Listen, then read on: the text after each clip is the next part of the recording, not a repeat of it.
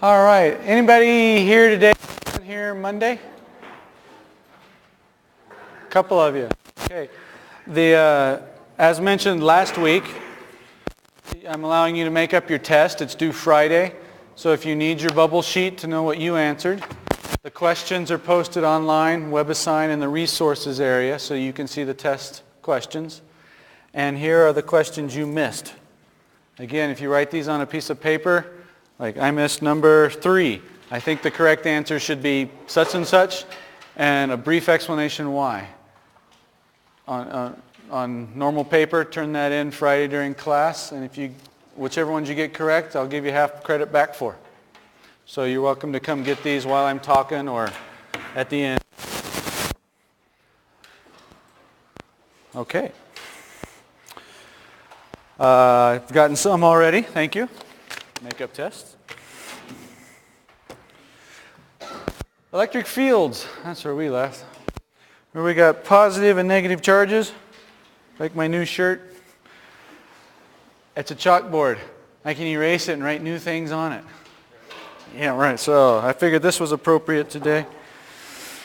So if you have a positive charge, does the electric field go towards or away from a positive charge? Oh, we're getting both. Okay, so the class in general is confused. So to remember, we go, okay, let's take a test charge and see what happens. The test charge should be positive or negative? Positive. So if we bring a positive test charge near this positive charge, what will happen to this guy? It'll repel. So the electric field is away from the positive charges and towards negative charges. So they're going in this direction. Okay. I let this guy charge up while I set it up, and they're forming kind of the electric field lines. If you thought of this as one big negative charge, it's a whole lot of the same charge. And yeah, the field lines radiate. And in this case, they would be pointing towards, the electric field is pointing towards the dome, if the dome is negative. If I give it a path, because I'm a conductor, then they discharge. And now it's neutral. It's not positive or negative. I'm not positive or negative either, because I'm touching ground, and charge was able to flow either direction to balance things out. If I turn it back on,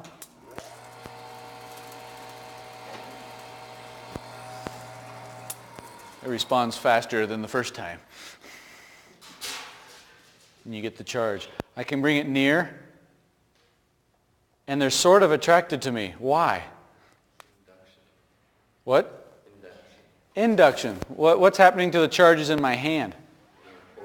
Yeah, they're being polarized. If that's negative, it's attracting the positives in my hand and repelling the negatives, and they rotate. That's polarization, yeah. But no charge is transferred directly, because I haven't touched it yet. Now I have. Okay. Whoop. My wife, she was glad to get rid of this hairnet when she was in the hospital, but now I'm using it. Well, we can shield electric fields. That's the next thing. They're everywhere. There's charges.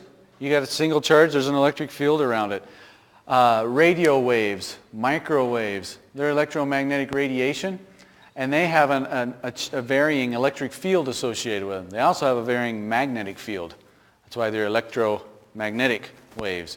But they're essentially an electric field that's oscillating. And so they're everywhere. We got the Wi-Fi, we got cell phones, we got radio waves, and they're just zipping around all the time, these electric fields. Yes? So would an object's electric field be different than its magnetic field, or is it the same? Would a what's electric field be different than? Like the Van de Graaff generator right there. Is its electric field the same as its magnetic field, or are they different? This does not have a magnetic field. An electromagnetic radiation, light, radio waves, X-rays, ultraviolet, infrared, microwaves, those have an electric and a magnetic field. This is just an electric field. Okay. So they're not directly related? No. We're going to see at the end of this unit, when we get into the magnetism, that a change in one can create or induce the other. In other words, a change in an electric field can make a magnetic field, and a change in a magnetic field can create an electric field. And that interaction is how we came up with electromagnetism. How we can make an electromagnet, how we, generators, motors, how we produce electricity in this country is 98% through that interaction.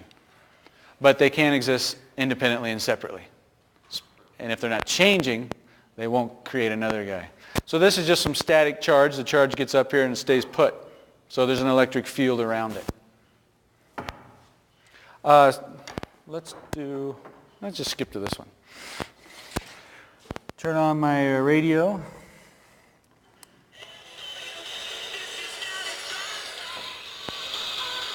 So this electric field comes in. The antenna interacts with it. Give me a moment to talk.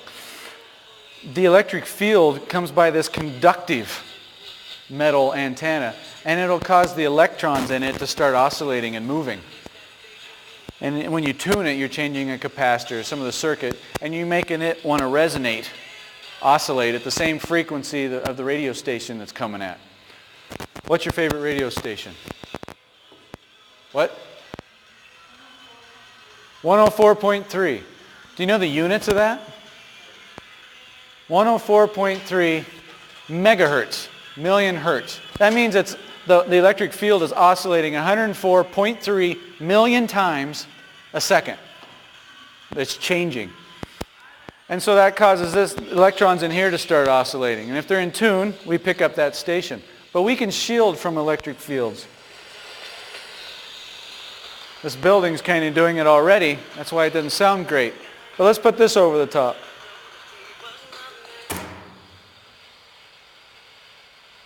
No radio station. Let the electric field in.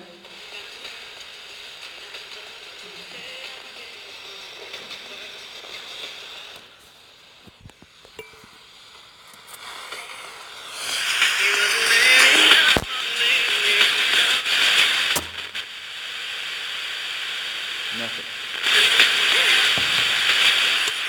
And I bet all of you have experienced this, where you've lost your cell phone reception, or you went into an elevator or something, and all of a sudden, hey, where'd it go? That's because you're shielding from these electric fields. This is a conductor, it's metal, and any charges in here that get influenced by the electric field move to the outside of the conductor. Same thing happens with this. This is actually hollow, and any charge that builds up from the inside comes through this belt up to the top.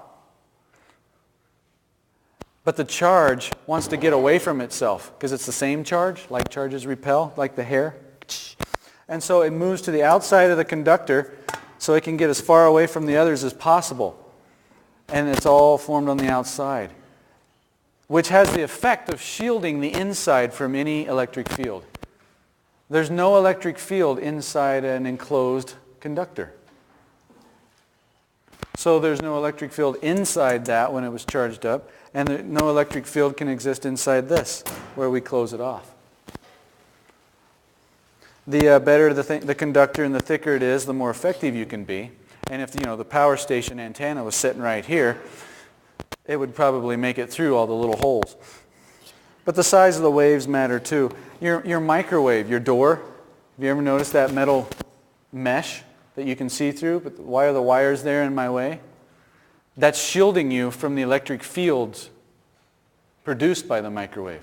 The microwave radiation, the electromagnetic wave, those electric fields can't make it out because they're shielded.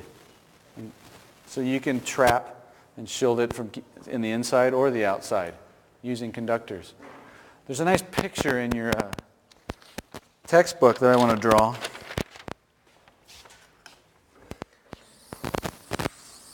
If that's a hollow conducting sphere, like the dome of the Van de Graaff, a hollow conducting sphere.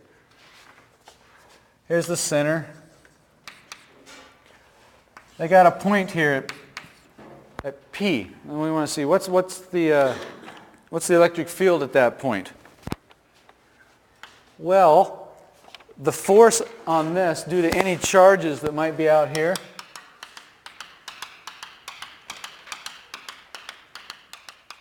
you get the idea. It's going to see a certain area of charge over here. I'll just pick one for argument's sake. And that's all going to influence the electric field there, the force it feels. But likewise, it feels a force due to the charge on this side. And you say, oh, it's symmetric from every direction. I'm just picking, I have to draw something. And we have to remember Coulomb's law. Some constant, two charges, distance away. It's that inverse square law that helps us out, as well as the amount of charge you have to remember. On this side, it's closer, so the force will be stronger. On this side, though, there's more charge, so the force will be stronger. And the bottom line is the two effects cancel each other out. Because this area increases as the inverse square law, so does the force. And again, the bottom line is the field felt at this point is zero. Anywhere inside. You could draw one over here. Or right in the middle. They all effectively cancel each other out, and that's why there's no electric field inside a hollow conductive sphere. Do you have a question? I did it? Oh, yeah. Does that make sense? You can't shield gravitational fields. Remember, I've been making an analogy between electric fields and gravitational fields, so if some of this electric stuff seems funny, maybe you can think about gravity, which you're more familiar with. We haven't figured out a way to shield ourselves from gravitational fields, but we can with electric fields. Because conductors have charges, and the electric field interacts with them in a way that we can do just what I said. They effectively cancel out. Yeah? How would you refer to that point P again? The electric field at this point, I just call it P because it's some point inside the sphere. And any point, position inside the sphere, there's no electric field. Let's draw a conductor here, and let's say it's positive. And we got some negative charge over here. Electric fields go away or towards positive? Away. So it goes away this way, and this way, and this way. And also this way, and this way. And they come over towards the negatives.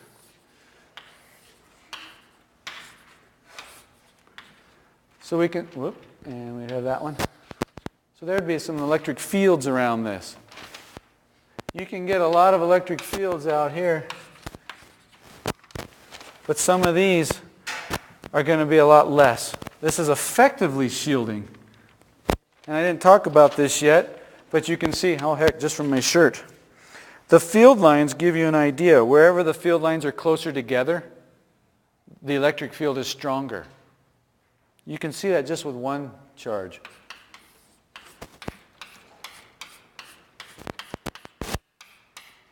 Those are away. Right here, the field lines are closer together. The electric field is stronger near the charge. But as you get out here, the field lines spread apart, and it's a weaker electric field. So any charges that come off of here, you can see it's really strong around that charge, and it's strong on the outside. But they spread out on the inside, showing that the electric field's getting weaker. It's decreasing. And if you close this off even more, less of those make it out. You might only have one line that makes that, and it probably won't even be from there. It'll probably kind of go whew. So you have even less electric field lines in here, showing that it's even less. You close it off completely, you have no electric field at all inside.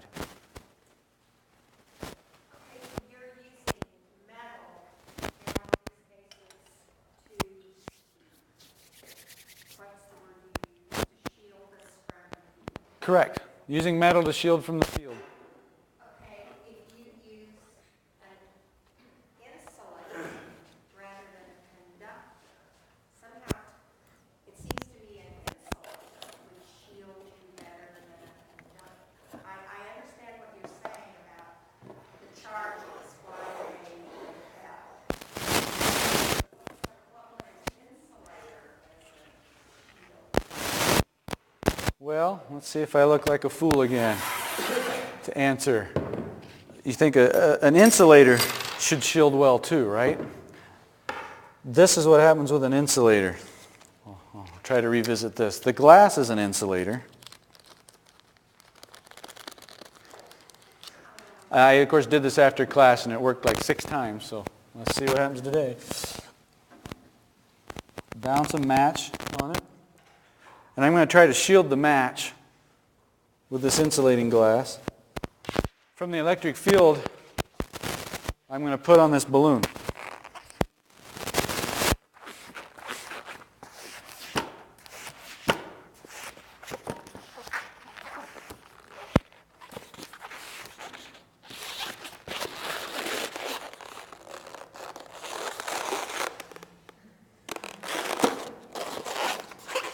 Lovely. Michael, are you here? You saw it work, didn't you?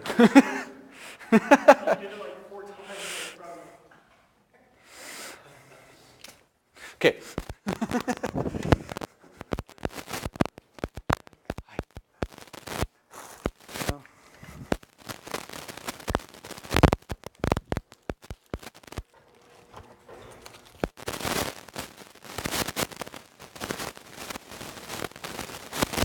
The glass is an insulator, and it should not shield this from electric fields. What it does is the charges in the glass get polarized. And so the outside becomes one charge, and the inside becomes the opposite, which allows an electric field to be inside, and that can influence the match.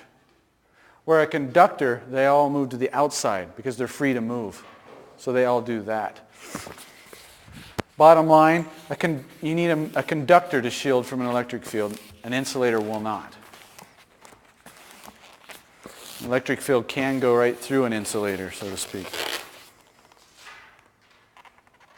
We'll all be jiggered.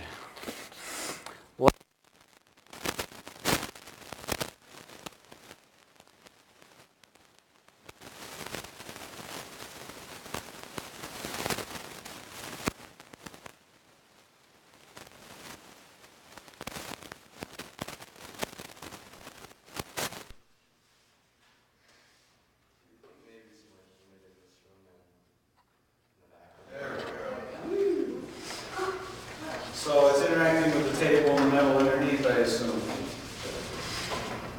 Yay! Is it a fluke? I know, don't push your luck, Adam. But I'm going to try anyway. No, not a fluke. It's balanced nice, but you can see it rotating. Falls off. So the charges on here polarize the glass, which then polarize the match. And cause an interaction. So it's as if the electric field can like penetrate the insulator. If this were metal, that would never happen.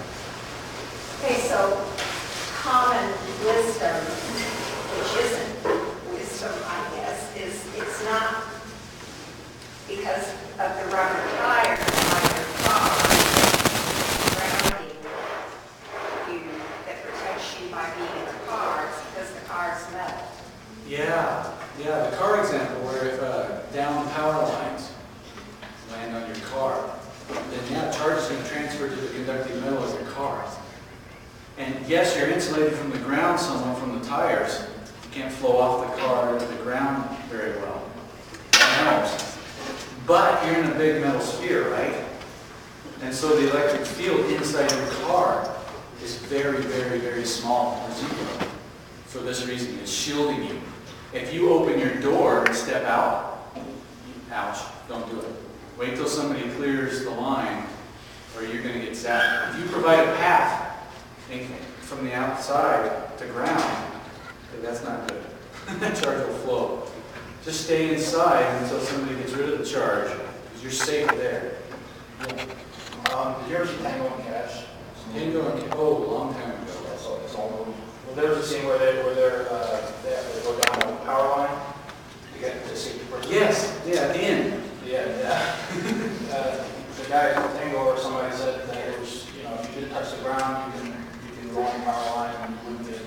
Yeah, and he used a leather belt too. Yeah, is that, So he was somewhat insulated from, yeah, there's truth to that. Since you brought it up, if you have a power line with current flowing through it, we haven't got to move and charge much yet, there's resistance in the line. And so as the further you go, the voltage drops a little as it's converted, some of that energy is converted to heat to get through the line. So the point is that at point A versus point B, there is a slight difference in voltage, and that's what's pushing the charge. Differences in voltage are what causes the charge to push. So if you connect from here to here, then it can flow through you. Birds are okay because they stand really close together and the difference isn't big.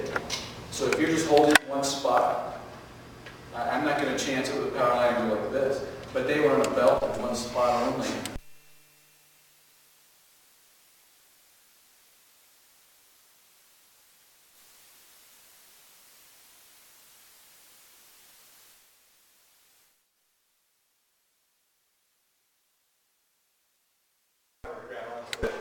This difference in my left hand would be so great in my right that it would want to immediately flow. With our standard power lines, yeah, I think there'd be a big enough difference you'd feel something like that. Yeah, from here to here. So if you do grab in one spot or as close as you can. Because it's a difference in voltage that causes charge to flow. So that's why if you grab on one and then the other, there's a difference. Yeah, if you grab one line and the other line, you're toast. Yeah, yeah. I had a friend with a paracel, and long story short, he's good, he knows what he's doing, but you know, currents happen, wind currents, and he got caught. It blew him into a power line, and unfortunately his back hit it. He would have been fine, mostly, if he just hit one. But at the same time he hit this one, his leg hit the other one. Ooh. Difference in charges, difference in voltage, the charges in his body. Immediately started moving because that electric field was established. It saw a path. And yeah, he got burnt bad. And then of course fell to the ground. He's okay now. All is well now, but it wasn't a pretty sight. Let's try this one. I'm going to pull some of the charge off the dome and try to conduct it over, not to the table, to this. Bunch of thread onto this wire mesh.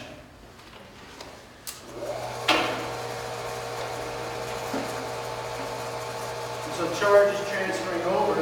Where's the charge going to go? I've tried to bring this conductor around so it's almost enclosed. It's a little open back here, but can you see what's starting to happen? You should notice the charge. You can tell it's on there. Same charge. They're repelling, and the outside threads are starting to move up. But look at the inside threads, as well as you can see from here. They're not moving much. To emphasize, the charge on a conductor tries to get as far away from the possible, and that's on the outside. Charge goes to the outside. There's relatively little to none electric field inside this conducting enclosure.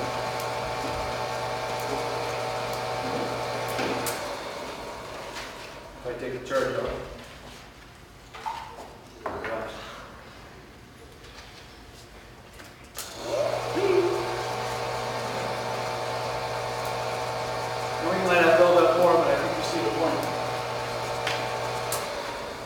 Take the charge off here too. Let's try.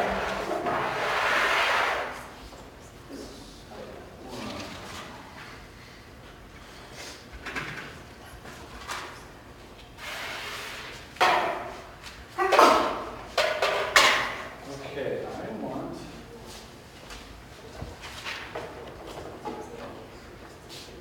charge to come onto this aluminum dish, and I'm going to have the ground, the opposite charge, on this dish. So basically I'm going to create an electric field over here between, because one's going to be positive and one's going to be negative. And let's see what happens.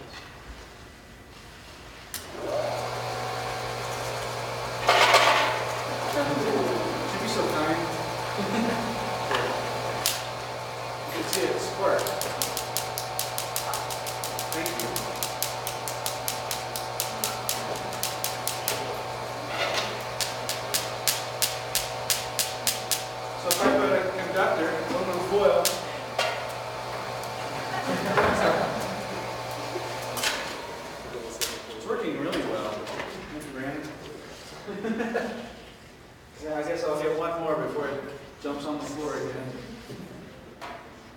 discharge it. Well, when I turn it on, this is going to be negative. So what's the aluminum foil ball going to become? Is it touching it? Yes. So that's charging by conduction, so it'll be charged the same, negative. Charge will transfer to it. The two negatives want to repel, but it has to overcome the weight of the ball. So to help it, I add a positive up top, increase the electric field over here. It's repelled from there and attracted to here. You can think of that as your little test charge, it just happens to be negative this time. And it wants to go towards the positive side. And I've raised it up. Unless I mess it up again, or it bounces off. As soon as it hits this one, what happens to the charge on the ball? It was negative, it's attracted to the positive side, it touches. Yeah, it can either neutralize, because the charge is balanced, or depending on how long it's in contact, then some of the positive charge can dominate, and it's repelled back, or it can just fall back down, it becomes neutral. So it's not enough to raise it up by itself.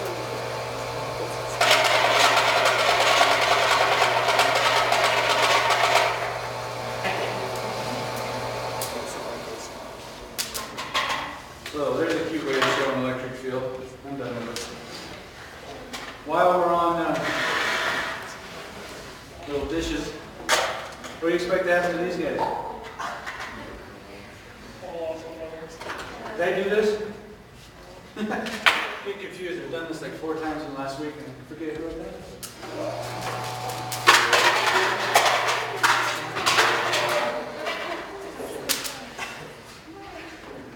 They all get charged up negatively, and so they repel each other. And it's a big enough force to overcome their weight and lift them off. Like the hair we did before, you can have the fur charge up.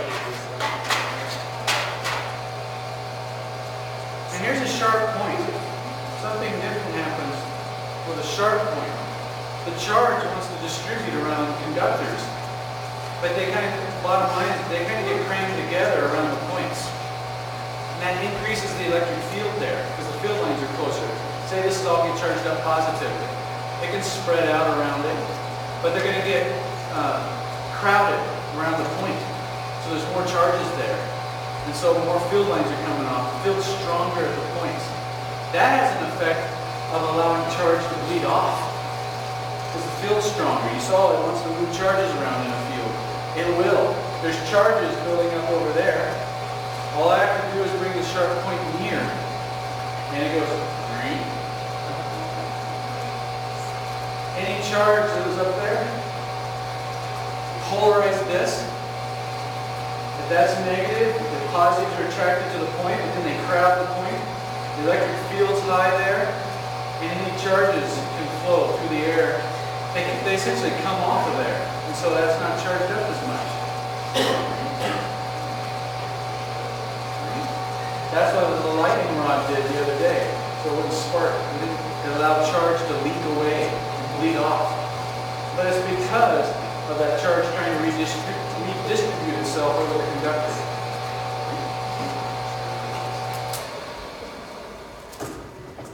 Let's do it. Did I do this one? Let's do it there. There's a bunch of sharp points. We'll insulate from the table again, just in case. So I'm going to let charge build up on this thing. It's free to spin. We'll stop it. And turn it on. And it starts turning on its own. Why? The charges are trying to spread around.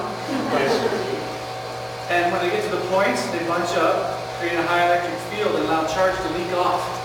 If the sharp point is exerting a force on the charges away, what are the charges doing back on it? Newton's third law. It recoils like a gun. So as they shoot off the points, it pushes the points back, and that it can make that start spinning. They're still trying to investigate ion propulsion for space. If you can charge something up and then shoot the ions out, those are charged particles, an atom that's either gained an electron or lost an electron, then you can recoil from it and it can propel you.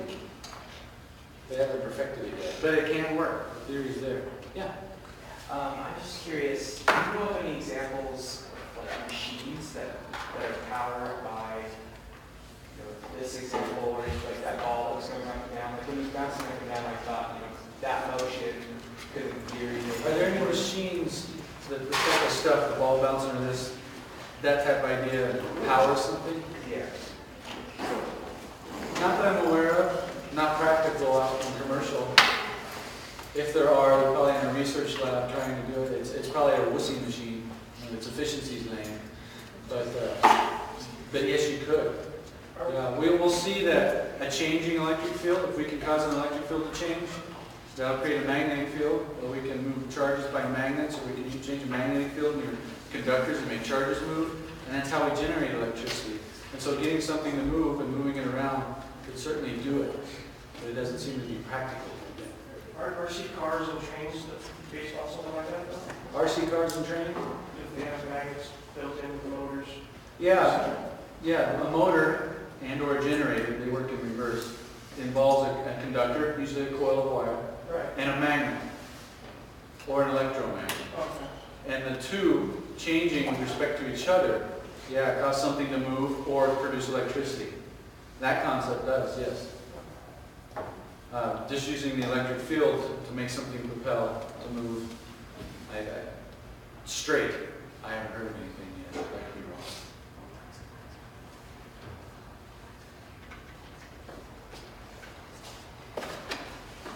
Fun fly stick. This is for, it's educational.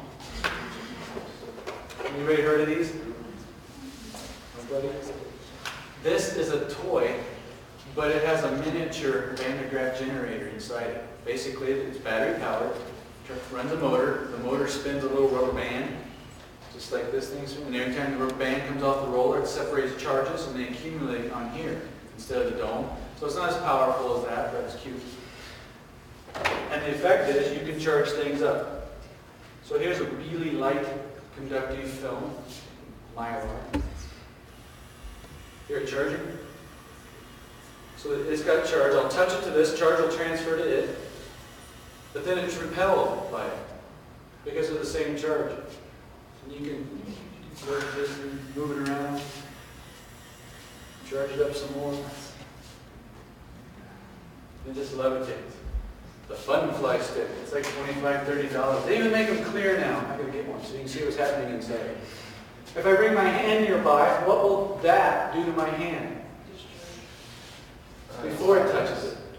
It'll attract because it gets polarized. It'll polarize the charges in my hand, attract, and it becomes neutral because it's just the charge redistributed itself and balanced.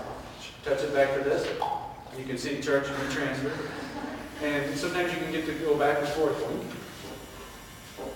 Doink. Doink. There's an electric field set up. I love this thing.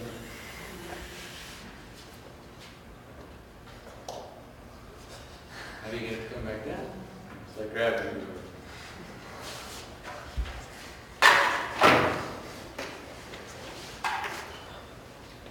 All right.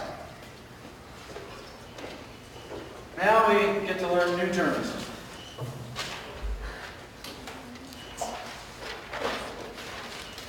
Electric potential. Let's see this. Put this down so they can see.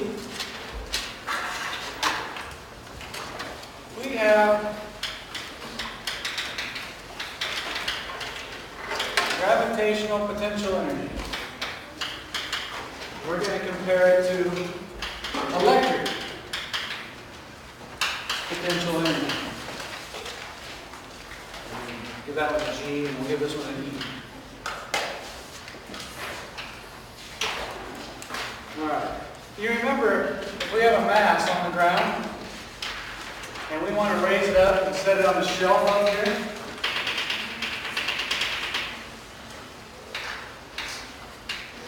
We have to move at a certain distance. We have to do energy, work, to get it up there, correct? Once it's up there, we then say it has potential energy, gravitational potential energy, because if we let go of it or knock it off the shelf, it has the potential to do work. It gets converted into kinetic energy.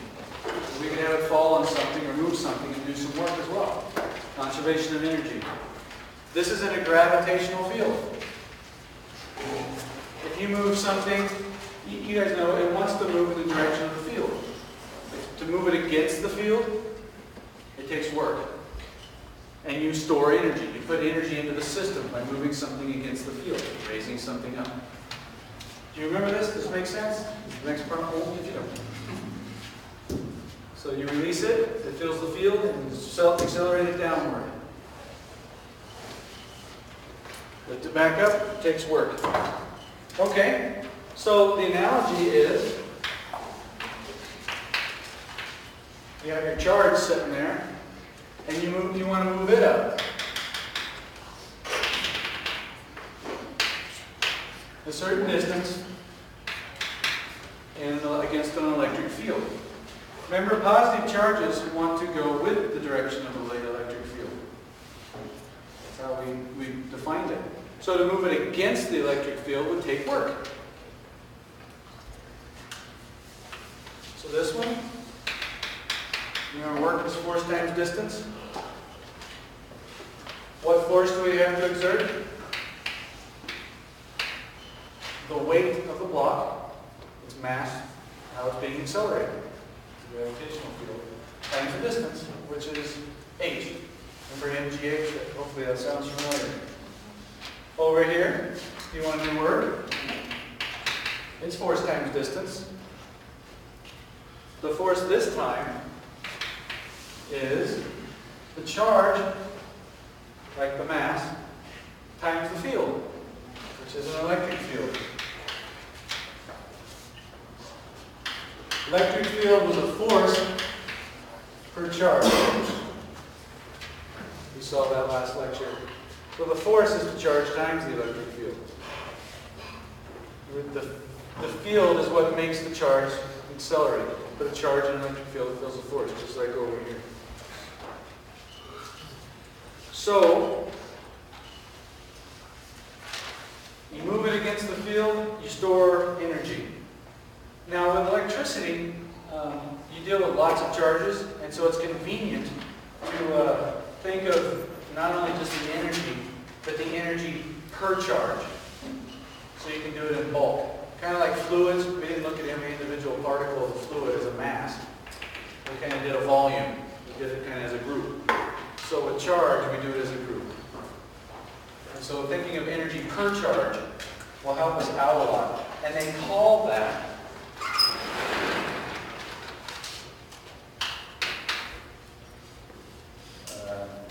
write this way first. The electric potential energy, energy per charge, the electric potential.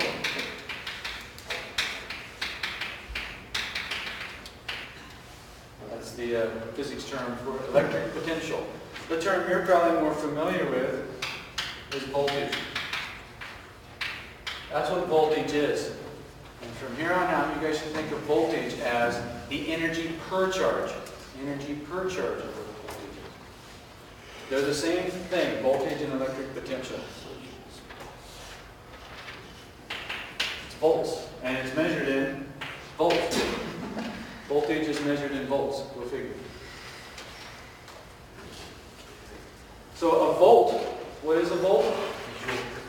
It's a joule per Coulomb. It's that energy per charge. This is going to come in handy as we move to circuits and try to actually make these charges move around and do stuff for us. You know, all our electricity. We like to talk about voltage. That's the energy per charge something has. If we do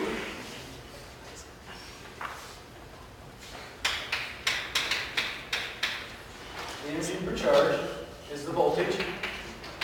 Well, from up there, when you do work, You've changed the potential energy. You've given it potential energy. Whatever work you do is now potential energy. So the change in potential energy was the work you did. Are you with me? So this change in potential energy, the thing we gained from the bottom to the top, is the work we did. So if we just move this cube over to the other side and put it underneath the energy term, you're just left with the E and the D. It's like, here's the energy. If you move that over to this side, this energy per charge is the electric field times distance. That's another way to think of what that electric field is. Voltage or distance. And that comes in handy as well. I don't expect you to have to derive this again. I just want you to see the connection. Up there we have electric field as force per charge. So you can think of it two ways. So there they are. An example of this is, here's my battery.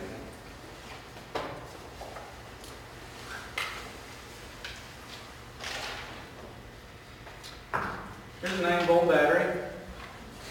The difference from one terminal to the other is 9 volts. So now I'm thinking in terms of physics. What the heck does that mean? Well, okay, that's the electric potential. There's a potential difference of 9 volts from one side to the other. Energy per charge. Okay. Well, how much do we have? There's an electric field set up between these because one is where the positives come from and the negatives are the other side. There must be an electric field established between there. So if there was a way for it to connect from this side to that side and had a path, a conducting path, the charges in that path, the wire, would feel that electric field, feel that Coulombic force, and start moving. The negatives would move to the positive side, and the positives would move to the negative side. So in this case, I'm going to use this as an example. It's 9 volts difference from this side to this side, and it's about 5 millimeters between the two. Let's call it a half a centimeter. So that makes 18 volts per centimeter. That's the electric field established between a 9-volt battery. I mean, that might not mean anything to you yet, but you can compare things. Do you remember when we did sparks between this and this? You do it again if you don't. Remember?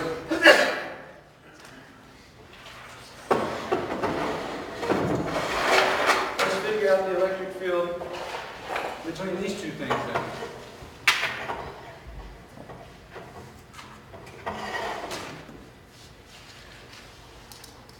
Ground this one. So this will get charged up negative, and this will be opposite. Let's see how far apart we can get.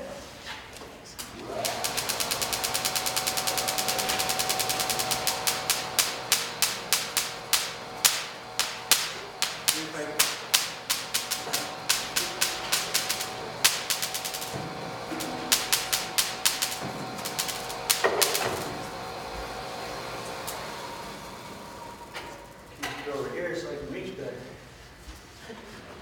I think you can all see if I do it this way. Stay attached.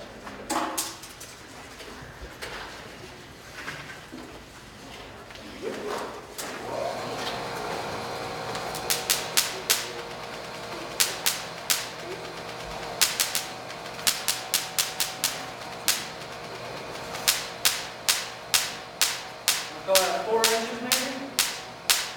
Maybe 5?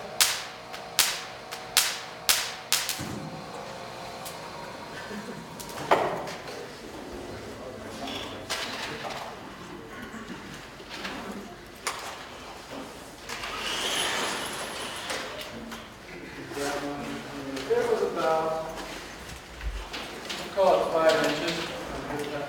That's one. Let's put that in centimeters, so we can compare. And I looked up for you guys that the breakdown of air When is the electric field so strong that it just strips electrons off of the atoms in the air? And they become ions. It gets ionized. It makes a conducting path, and that's the spark. That happens at 30,000 volts per centimeter. Do you see that's an electric field? Voltage per distance, over distance. And so this electric field must get established in order for air to break down and for a spark to happen at all. So I'm going to use that as the last thing to figure out, well, how much voltage does that thing get charged up to? Because we know the distance, and we now know the electric field. How many volts would that be? Write it out for you. Voltage is electric field times the distance. The electric field needs to be 30,000. The distance is 13. And that Van de Graaff generator, before it sparked, got charged up to nearly 400,000 volts. There was a difference of electric potential, voltage, between the dome and the other sphere of about 400,000 volts to set up that electric field. If you brought the sphere closer, it was more likely to spark, wasn't it? Because the electric field didn't need, it's still this, but you changed the distance, and so it didn't need to be charged up as much. Yes? But it looked like it didn't make a line until you got it further away. It was easier for you to see the further away because it had to charge up higher and made a bigger spark in the process. Okay, but the charge was greater when they were closer together. The charge, it doesn't have to charge up to as high a voltage to spark when they're closer together. This is, if you're closer, this would be a smaller number, right? And so would this. And so you don't have to build up as much charge on the dome before it sparks. I'm trying to begin you guys thinking about what an electric field can tell you and this electric potential. This is the same no matter how far away we are or how much charge there is, because it's energy per charge. The energy might change, but so does the amount of charge. And we'll revisit that more next time, of course. But two ways to think of electric field now. And we're going to start using this term, voltage, which is energy per charge. And it explains this well in the book. We'll revisit it again next time. Thanks.